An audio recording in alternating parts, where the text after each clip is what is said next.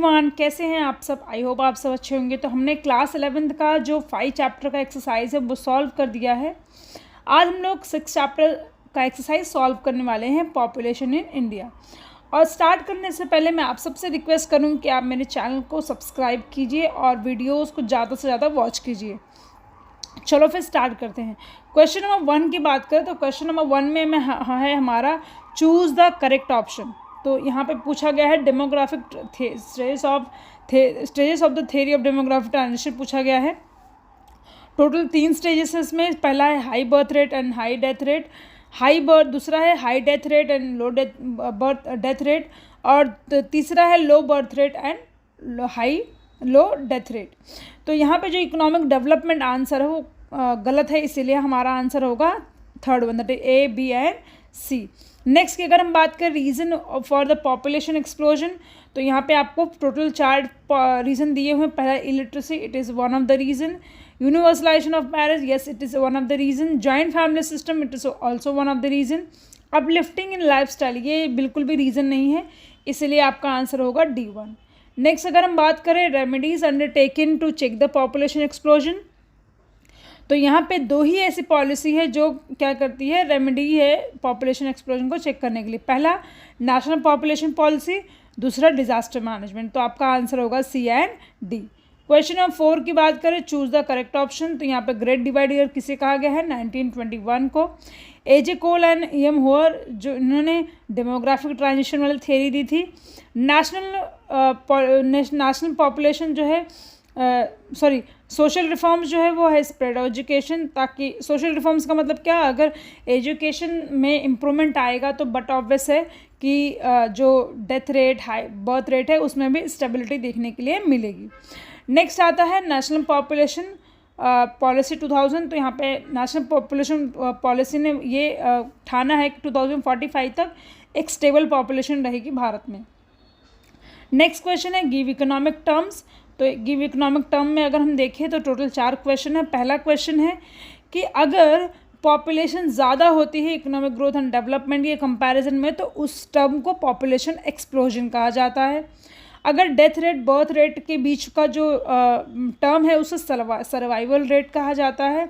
और जब बैलेंस होता है नेचुरल रिसोर्सेज और पॉपुलेशन ग्रोथ के बीच में, उसे ऑप्टिमम पॉपुलेशन कहा जाता है। यानी कि जितना नेचुरल रिसोर्सेस है उतना ही पॉपुलेशन का ग्रोथ भी है, उसे बैलेंस कहा जाता है। एंड प्रोग्राम इंट्रोड्यूस हुआ था 1952 में बर्थ रेट को कम करने के लिए, that is known as family planning programme. अब क्वेश्चन नंबर नेक्स्ट पे जाते हैं, जहाँ पे identify and explain the concept को पूछा गया। ये बेसिकली जो ये जितने अभी तक क्वेश्चन नंबर 2 तक हमने सॉल्व किए, सारे के सारे 1 मार्क्स के एग्जाम में पूछे जाते हैं आपके। और आइडेंटिफाई एंड एक्सप्लेन जो है 2 मार्क्स के लिए पूछा जाता है। 1 मार्क्स आप उन्हें जो आइडेंटिफाई किया है उसके लिए होता है, और 1 मार्क्स जो है वो एक्सप्लेनेशन के लिए होता है। तो चलो इसको हम लोग समझते हैं अच्छे तरीके से। ओके। तो क्वेश्चन नंबर 3 की अगर हम बात करते हैं, तो यहाँ पे हमारा क्वेश्चन नंबर 3 क्या है, identify and explain the concept. उसमें सबसे पहला क्वेश्चन क्या है यहाँ पे हमारा, देर आर 40 पर 1000 in country A during a year. यानी कि जो बर्थ रेट है वो 40 बर्थ है पर 1000। तो यहाँ पे आइडेंटिफिकेशन किया गया है इसको, इस टर्म को बर्थ रेट कहा जाता है। एक्सप्लेनेशन अगर बात करें तो number of birth rate 1000 of people population during a year, it's called as birth rate. यानी कि यहाँ पे दिया गया इलस्ट्रेशन में कि 40 बर्थ रेट है 1000 इन अ कंट्री।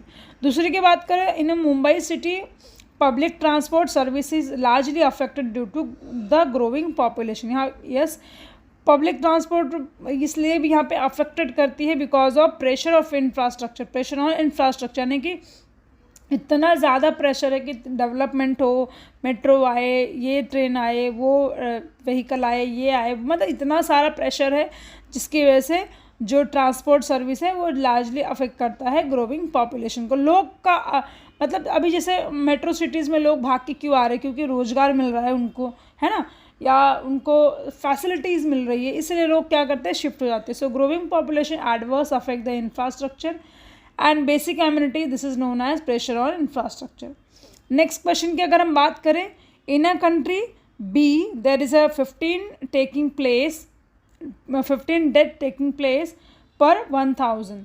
ओके, तो यहाँ पे बोला गया है कि पर 1000 पे 15 डेथ हो रही है, उसे ही डेथ रेट कहा जाता है। So the number of death 1000 of the living population during a year is called a death rate, and ये जो है अबाउ इलस्ट्रेशन से प्रूव होता है। नेक्स्ट क्वेश्चन आता है, for a certain period of time China had adopted the policy. कौन सी policy थी वो? 1 चाइल्ड पर फैमिली, तो उसे फैमिली प्लानिंग कहा जाता है। अब एक्सप्लेनेशन आप लिख सकते हो, family planning policy programme is major to control the population growth in birth rate. ठीक है, नेक्स्ट क्वेश्चन आता है क्वेश्चन नंबर 4। क्वेश्चन नंबर 4 में आपको दिया गया है, पहला क्वेश्चन है explain the causes of high birth rate. तो यहाँ पे आपको कुछ पॉपुलेशन एक्सप्लोजन के बारे में बताना है, उसके बाद आपको कॉजेस बताना स्टार्ट करना है। तो टोटल इसके जितने भी 8 की 9 कॉजेस है। पहला कॉज है इलिटरेसी, जहाँ पे आपके पास नॉलेज नहीं है, आप पढ़े लिखे नहीं हो, जिसकी वजह से आपका जो मैरिज है वो वैसे ही रिजिड रह गया है, और मतलब इलिटरेसी की वजह से जो है बर्थ रेट जो है भारी। जैसे अभी एग्जाम्पल के थ्रू हम समझते हैं,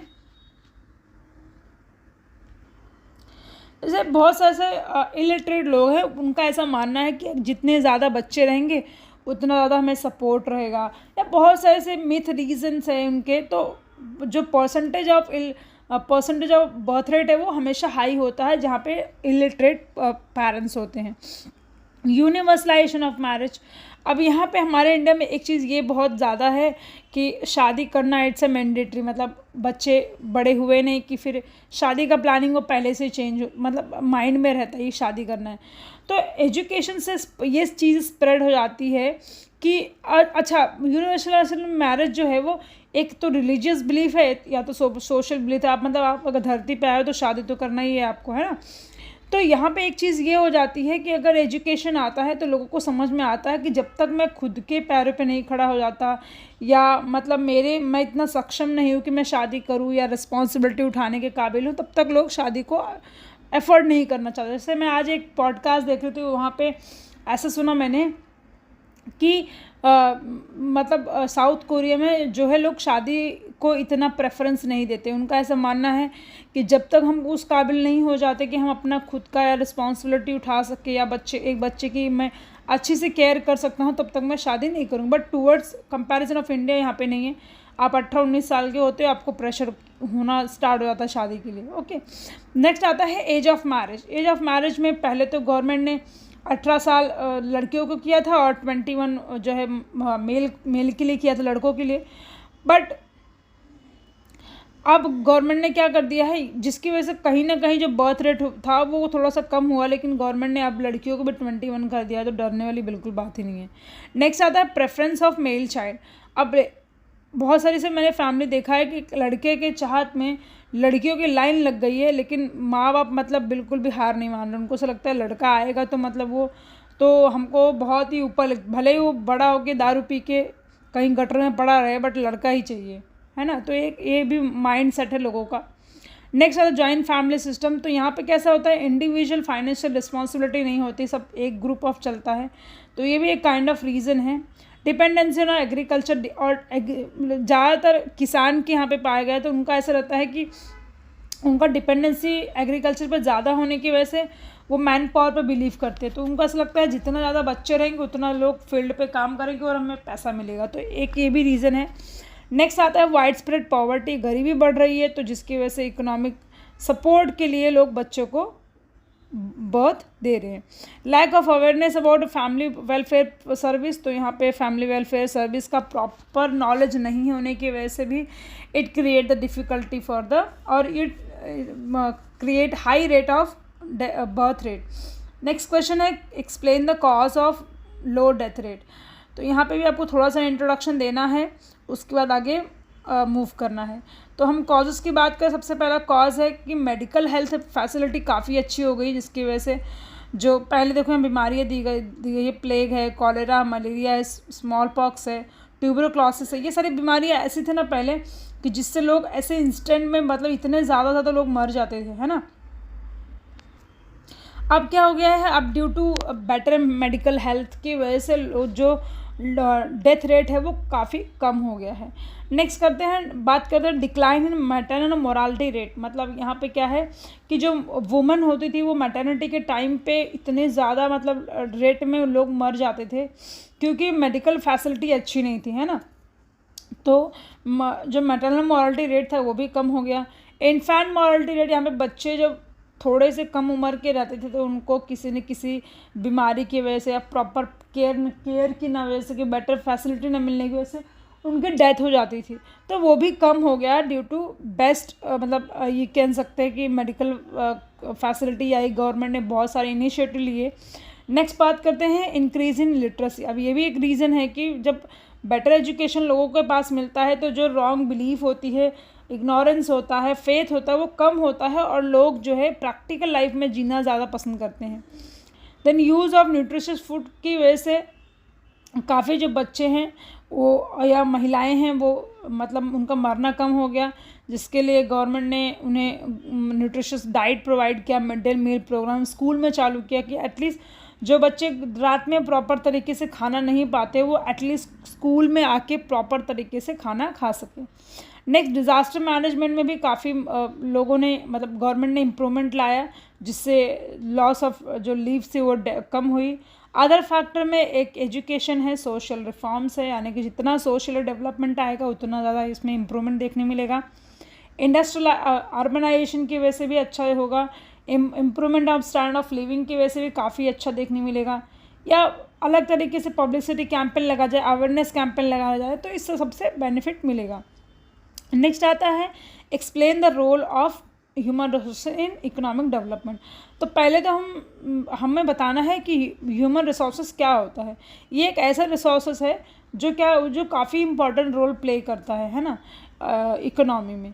तो बेसिकली अगर इसको मैं एक छोटे से टर्म में बताऊं कि अगर हमारे फैमिली में 10 लोग हैं और 10 के 10 अच्छे खासे पढ़े लिखे हैं, मतलब आपके अगर 2 बच्चे हैं, दोनों बच्चों पे आपने बहुत अच्छा पैसा खर्च किया, उनको मॉरली, कल्चरली, एजुकेशन वाइज इतना अच्छा मतलब लाइक अवेलेबिलिटी दी उनके लाइफ में, तो ओवरऑल क्या होगा, उनका ग्रोथ होगा। अब ग्रोथ होगा, वो ज़्यादा पैसा कमाएंगे तो आप लोगों का भी इकोनॉमिक डेवलपमेंट होगा, है ना।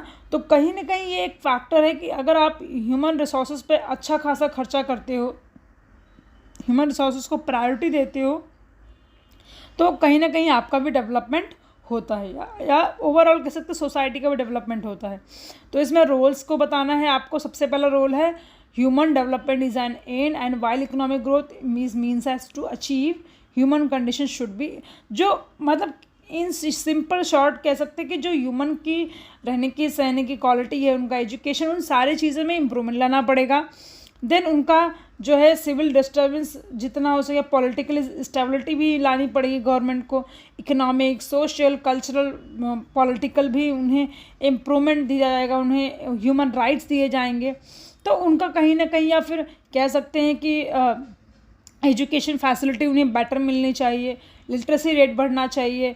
स्पेशली जो औरतें हैं जो लाइक बर्थ के टाइम पे मर जाती हैं, छोटे बच्चे मर, उन सारी चीज़ों में मतलब इम्प्रूवमेंट लाना पड़ेगा। तो ह्यूमन रिसोर्सेज जो एकदम प्रॉपरली पॉजिटिव वे में आएगा, यानी कि लोगों की लाइफ एक्सपेक्टेंसी बढ़ेगी, लिटरेसी रेट बढ़ेगा, है ना।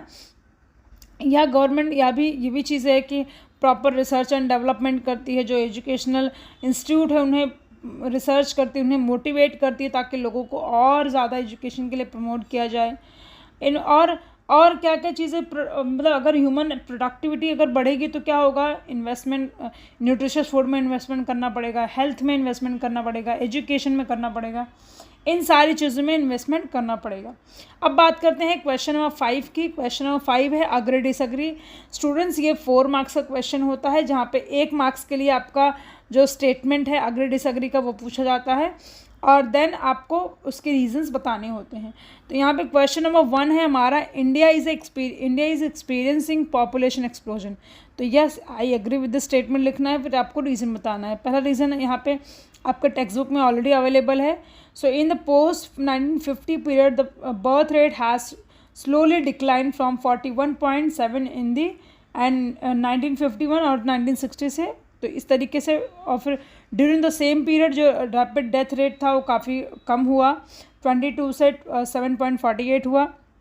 उसी सेम पीरियड में पॉपुलेशन भी इंक्रीज़ हुई, और इसीलिए India population is not merely large but also increasing at a alarming rate, and population explosion has become major problem in Indian economic development. Next question की अगर हम बात करें तो death rate is following rapidly in India, agree with the statement. फिर यहाँ पे आपको बताना है कि पोस्ट इंडिया टाइम पे इस बीमारी की वजह से लोग मरते थे, बट यहाँ पे लाइक औरतें भी मर जाती थी डिलीवरी के टाइम पे, बट नेशनल डिजास्टर मैनेजमेंट की वजह से, लाइक सोशल रिफॉर्म्स की वजह से, रैपिड अर्बनाइजेशन की वजह से, पब्लिक कैंपेन की वजह से क्या हुआ है, डेथ रेट जो है हमारा वो फॉल हुआ है। लोग इन शॉर्ट कह सकते हैं लोगों के अंदर अवेयरनेस बढ़ी है टुवर्ड्स द थिंग्स। नेक्स्ट आता है optimum population contribute economic development of a country. तो सबसे पहले आप लिखोगे you are agree with the statement, और फिर रीज़न में लिखना है आपको in condition of optimum population there is a balance between population growth and availability of natural resource. Optimum population का मतलब सिंपल सा होता है कि जहाँ पर आपका जो नेचुरल रिसोर्सेस है और जो पॉपुलेशन ग्रोथ है वो इक्वल होगी, तो उसे ही ऑप्टिमम रिसोर्सेस कहा जाता है। In the condition of under population natural resources under use which leads to limited economic development. फिर यहाँ पे ओवर यूज़ किया तो अलग इफेक्ट आएगा, अंडर यूज़ किया तो अलग इफेक्ट आएगा, है ना। या फिर यहाँ पे नेचुरल रिसोर्सेज का प्रॉपर वे में यूज़ किया तो अलग आएगा, तो इसीलिए ये ऑप्टिमम पॉपुलेशन कंट्रीब्यूट। देखो क्या होता है कि अगर आप ओवर यूज़ करोगे तो बट ऑब्वियस है वो वेस्ट होने वाला है, ज़्यादा एक टाइम पे ख़त्म हो जाएगा, और अगर आप लिमिटेड में यूज़ करोगे तो उसका अलग इम्पैक्ट देखने के लिए मिलता है, ठीक है। नेक्स्ट क्वेश्चन है human resources play an important role. Yes, country में बहुत ही इंपॉर्टेंट रोल प्ले करता है। क्यों? क्योंकि पहली बात तो ये सिविल डिस्टर्बेंस को रिड्यूस करता है और पॉलिटिकल स्टेबिलिटी लाता है। दूसरा कंट्रोल करता है पॉपुलेशन को, देन हेल्प करता है ह्यूमन प्रोडक्टिविटी में, और भी कई तरीके के यूज़ में होता है, इसलिए ये बहुत इंपॉर्टेंट रोल प्ले करता है। नेक्स्ट क्वेश्चन है birth rate is decline due to change in the standard of living, agree with the statement. यहाँ पे रीजंस में क्या दिया हुआ है, an increase in the standard of living क्या हुआ, लोगों का एटीट्यूड टुवर्ड्स द मैरिज और चाइल्ड बर्थ क्या हुआ है, वो चेंज हुआ है। फैमिली प्लानिंग को प्रायोरिटी दे रहे हैं, सुपरस्टिशन और बिलीफ से उनका माइंड हट रहा है ना। तो इसकी वजह से क्या हो रहा है, बर्थ रेट जो है वो डिक्लाइन धीरे धीरे होता जा रहा है। क्वेश्चन नंबर 6 की बात करें तो आपके पास एक टेबल दिया हुआ, ग्राफ दिया हुआ है। उसके बाद यहाँ पे हमने क्या किया, क्यूमुलेटिव फ्रिक्वेंसी फाइंड आउट की, जिसको एन भी कहा जाता है। फिर हमने कैलकुलेट किया आंसर, इसका फॉर्मूला था साइज ऑफ, जिसे हमने चैप्टर नंबर 3 में किया है, n+1 डिवाइड बाय 4। हम पे क्वार्टाइल फाइंड आउट करना है, तो हमें मिला है 315th ऑब्जर्वेशन, ठीक है। तो यहाँ पे हमारा जो चैप्टर 6 का पूरा एक्सरसाइज वो कंप्लीट होता है। अब हम मिलेंगे चैप्टर नंबर 7 में। तो ढेर सारा शेयर कीजिए मेरे चैनल को, और जितना लोगों को शेयर कीजिएगा उतना मुझे भी मतलब अच्छा लगेगा, और मेरी जो मेहनत है उसको बेटर कह सकते हैं अप्रिशिएशन मिलेगा, ठीक है। चलो, थैंक यू सो मच।